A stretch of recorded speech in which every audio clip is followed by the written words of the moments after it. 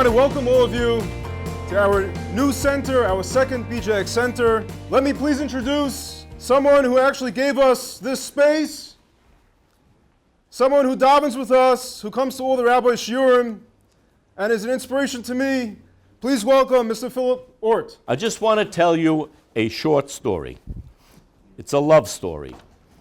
How and why I fell in love with BJX and Rabbi Finger. A number of years ago, Rabbi Finger, who was my neighbor, approached me and mentioned the word kiruv. I was asked to speak at BJX a year and a half ago. From the time that my husband was nifter, from that first Friday night that I was home back in Brooklyn, I felt like I had no home. I didn't have my husband there. Kiruv, what do I know about kiruv? I'm involved, I got to raise my own kids, I'm busy with so many things. I'm not the right guy for this. My son said to me, go around the corner. There's a shul around the corner that they're going to sing Shlomo Carlebach singing, and you're going to feel really good, Ima. Was so moved by the place, called my son David, who's been very involved, to come over. He came over, and the rest is history. We've been very involved. I ended up hosting a wonderful group of students at my home, and I was sold. In a short time, I became a member of the BJX family, and a family it is in every sense. There was the warmest, most amazing Shlomo Carlebach davening going on, and my heart felt so warm, and I felt Shabbos, and I truly feel, and since that day, every Friday night, my Shabbos is the BJX children being at my table. I was sold because I realized that you don't have to be a kiruv expert. I took a car service Friday afternoon to a Sherry Brothers on Youngers Avenue K, and I said to the driver, it's late, it's Shabbos. He said, Shabbos, 6 o'clock. I said, you're Jewish? He goes, no, I'm from Ukraine. What Jewish? I said, you're the same Jew as I am. He started laughing. By the time he dropped me off on King's at Young Israel Avenue, he was ready to tell me. He goes, my mother was Jewish, so am I Jewish? You appreciate being a frum Jew, and you can convey that to people who don't have that background, who don't have that appreciation, then you are an expert in kiruv. It doesn't take much. Just start the conversation. Every single one of us can be Makar people. I just came back from Eretz Yisrael. I ended up visiting a boy by the name of Isaac. He ended up in BJX, and during his time at BJX, we became friendly, and he was considering what his future would be. He had a job, and he wasn't sure which way he was going to go. But with the love from Rabbi Finger and the love that people come there, if you come to the place, you'll see what I mean by love. People are so warm over there. He made a decision that he was going to go learn. Now, what happens when he made that decision, his parents did not want that to happen. They have a son that's 25 years old, who's a professional. He went to school, and they actually hid his passport from him. And we were trying to figure out a way to get him a new passport in time for his flight. But Baruch Hashem, his parents relented, and he ended up in Eretz Yisrael. So I went to visit him in Har Nof. This is really about bringing back children, whether they're 10 years old, 30 years old. There was a boy, Joel, from Monroe, totally turned off from Yiddishkeit, no interest, sitting every day to the yeshiva a few blocks away from the mir. Guy sits, cannot wait to get up in the morning to learn. He worked in Sweet Choice, and David went there with his collar and realized that he had an accent. And David said to him, what's the story with you? And no one cares about me. David sent him a text for 3 months straight every morning, good morning, we care about you. He said to me privately, he said, I put on tefillin because of David Herzka, because I saw someone cares. This young man will be a Rosh Yeshiva one day, and he's already taking kids under his wings. This guy, the smother that he has in learning, you cannot see it by a guy who's been sitting and learning for 25 years in yeshiva. David, my son, who's amazing, what he's done, and you know what? The Eibishter just does amazing things. He married the most amazing girl. She came from California. Her parents have changed literally hundreds of lives, and I don't want to sit and talk about that, but he literally, a lot of these names, he gets them to go to Israel, and bringing a girl from California to New York, they host every single Friday night, and he's the one who's pushing me. He says, talk slow. Every single neighbor. I got an email. The Eibishter works his miracles. I got an email from an Italian banker on Thursday. Ralph, can you find me an apartment for my daughter in Brooklyn? So I said, his name is Mazzy, he's Italian. I said, what neighborhood? He goes, look, she's dating a nice Jewish boy, so can you get her an apartment at Borough Park? And then last night he sent me a new email. He goes, the reason why she went to Borough Park is he works in Maimonides Hospital, and they found an apartment. I had a bunch of our Samaritan boys in my office. One guy told me he moved to Harlem. I said, why Harlem? He goes, because I ended up online. I took an apartment and I ended up in Borough Park next door to Shomer Shabbos, I can never sleep. What I'm trying to say is, trust me, you think Flatbush Borough Park needs a BJX. I was walking a boy home who lived next door to the Boston Shul, and he said to me, that was the first time I had a Friday night Shabbos meal. And I said to myself, a guy's living next door to the Boston Shul is surrounded by thousands of frum people. There's 50 shuls within a mile. This guy never had a Friday night meal. Had there not been a BJX, had there not been a Rabbi Finger, he probably would have never had a Friday night meal. First and foremost, Rabbi Finger is a huge Talmud Chacham. You see that clearly when you listen to one of his shiurim, but even more so when he takes questions after the shiurim. A rabbi can prepare for a shiur, but he can't prepare for questions, because you never know what they'll be. No matter what we throw at him, he's got all the answers at his fingertips. Gemara, Rishonim, Achronim. I truly believe he has an encyclopedic knowledge of Kol HaTorah Kula, and also of the encyclopedia. His content is brief, logically well organized, so his arguments are cogent and compelling. He was one of the best speakers I ever heard, and he is passionate about Kiruv. Whenever he mentions someone who is not frum yet, as he likes to put it, he gets a look of genuine pain on his face. You can see it bothers him. This man will not be satisfied until every single Jew in the world is religious. One thing you'll know about Rabbi Finger, he doesn't give up easily, and that's why we have two places so far. Rabbi Moshe Fingerer quietly keeps all the wheels turning. No one knows a fraction of what he does because he does it all quietly in the background. There isn't a pulpit rabbi in the world who wouldn't give anything for a Moshe Kaler. He himself learns with the unaffiliated. He makes sure the food's all there on time, the coffee machines is stocked, that the place gets cleaned and maintained, and always runs like a well-oiled machine. From soup to nuts, ruchnius to gashmius, and everything in between, it all comes back to rest on the shoulders of Moshe Kaler. I am forever grateful to Rabbi Finger, to Moshe Kaler, to everybody that's been involved in helping to keep BJX going. So I am thankful to you. And I just want to take this opportunity to thank Rabbi Finger and his brother Moshe. There's nobody that I know that is dedicated to a cause like these people. We have many Friday nights that we have the guests, and as much as we're doing for them, it enhances our Shabbos. When we see a young boy and girl that went to Edward Mara High School and they ask if they can come back, and they come back, and the next thing you know, 6 weeks later, he's having a bris and taking a Yiddish name, I think is a lot, it's just unbelievable. Because I didn't say no to Rabbi Finger, I had the schus of being involved in something that I am able to shep nachas from this. There's so many opportunities to host and to make a difference in their lives, to make a difference in your lives. This is a winning team, and I like betting on winners. These people are going to accomplish great things.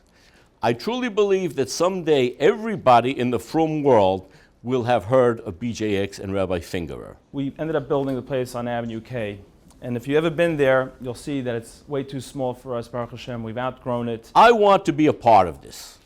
I want to get in on the ground floor, to be able to look back someday and say, you know, I stumbled on this just as it was starting out. I saw the potential, got involved, gave a little push where I could, and look at it now. When Mr. Ort was kind enough to say, I'm going to give you the place for free, I was like, please, I don't need anything for free. I have enough headaches. Another place? That was my first thought. And my finger says, you got to come see the place. It's right by the train station. I said, fine, we'll go. Naturally, I was sold on it. Those 2 empty rooms on the corner of the 2nd floor on East 16th Street might be a great place for a satellite center, to catch people and feed them into the main center.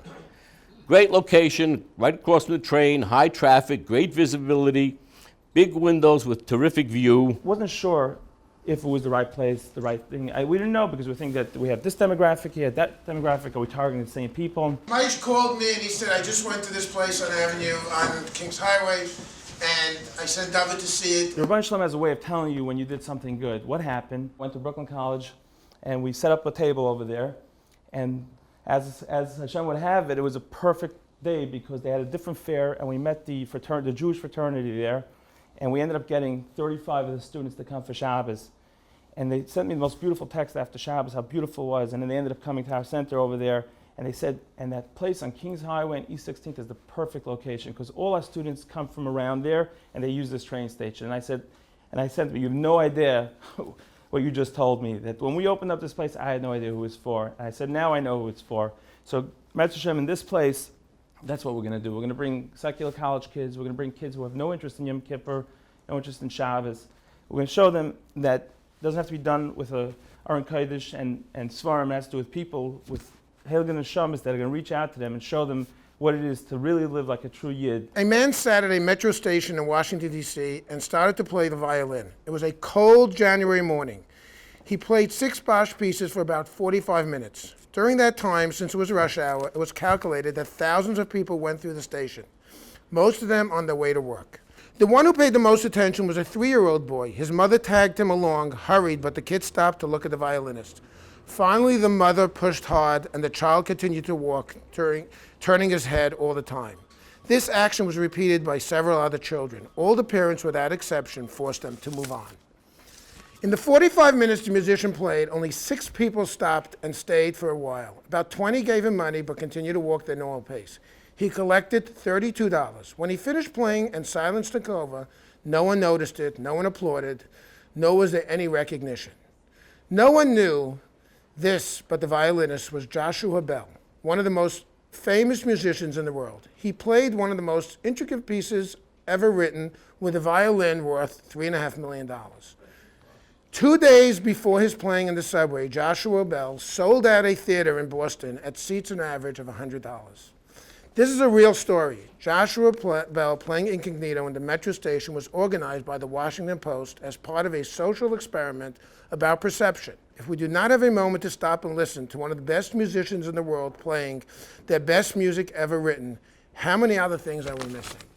I don't think more has to be said after you hear the story. We are living in the most turbulent times. Rabbi Finger and his people are that musician, all right? We know who he is, the world doesn't. BJX is out there to expose him. There's so much out there, so many people knocking on our doors, there's so many needs and so many important things. But is it anything more important for a kid who lives on East 29th Street at 25 years old to never have a Friday night Shabbos meal? We're not going to South Dakota. These are our neighbors. All people that are involved in it. Leon, there's not a thing that he doesn't put his effort in, and Shemlefkowitz, and every single one of them. I see all these people. Let's really make a difference over here. When you walk in the street and you see from children that are smoking on Shabbos, whether they're in Lakewood, we know what's going on. If we don't reach out to them, who will? This is our job. This is what is going to bring Mashiach, bringing back our brothers and sisters. Every single person, every single Yid is part of our efforts. And our next goal is to open up a place in Park Slope. We will look back and mention them in a couple of years and say there was this small group that sat on a Sunday morning and just created them. And David Hertzka, who's jumped on board over here, keeps telling Moshe, we'll get out to open up in Park Slope. And we know how many secular Jews there are in Park Slope. And people, 3 years ago, a secular Jew in Park Slope would have been someone from the moon to me. But I go visit a boy sitting in yeshiva. He was from Bedford Avenue. He was totally fry. He's sitting in yeshiva learning. I know that every single person, every single Yid, is a prime target. I saw the potential, I got involved on the ground floor, and we are still only on the second floor of what is going to be a skyscraper. We feel that this is just an unbelievable opportunity. It is not too late to get on the train before it leaves the first stop on a long and wonderful journey. Please join me and get on board. Tell your friends and family about it. People just don't know about it. It's like the story I read. It's just unaware. Together we will go places. You'll see. I promise you won't be sorry. Anyone you tell will come back to you and say thank you for introducing me. I want to tell you something that Rabbi David Grossman, showed me this, and I think it's very important for people to know what we're dealing with when we bring a Yid back. He says, we know that we're supposed to learn Torah and Milchas Chasadim, but if you bring a Jew back to his roots, he says you achieve the highest level, higher than Malachim. I'll just read to you in English. He says, you should know, my brother, that even if a believer were to attain the utmost limit in the improvement of his own neshama and its devotion to Hashem, even as he were to approach the level of the prophets, of the Nevi'im, insofar as their personal virtues, their praiseworthy conduct, their effort in serving Hashem, and their pure love for Him are concerned, his merits would not equal those of one who guides others to the right path and directs the wicked to the service of the Creator. For the merits of such a person are multiplied every day and all times by the merit of those who he has guided. If you bring one person back to Yiddishkeit, that's the reward you get. This is our schus that they just pick people like us to change Brooklyn and change the world, because wherever you go around the world, someone's from Brooklyn. Brooklyn's really hot now, so it really is. The most expensive real estate in the world today, they say rental is in Brooklyn. So we're going to have a big budget, and thank you very much for participating. The highest concentration of unaffiliated Jews in the Western Hemisphere is Brooklyn. Our Shchuna, our Gangen, our Shtub. And there's no reason for it. There's no reason. You look around this wall, look around, you'll see storylines of students whose lives have been altered and metamorphosis, transformed forever and ever because their neshamas have been ignited by BJX. And we could impact, with a center like this and other centers in downtown Brooklyn and other neighborhoods, we could impact thousands upon thousands more with your help. The budget is only 1.2 million, nothing. The opportunities are limitless and the rewards are priceless.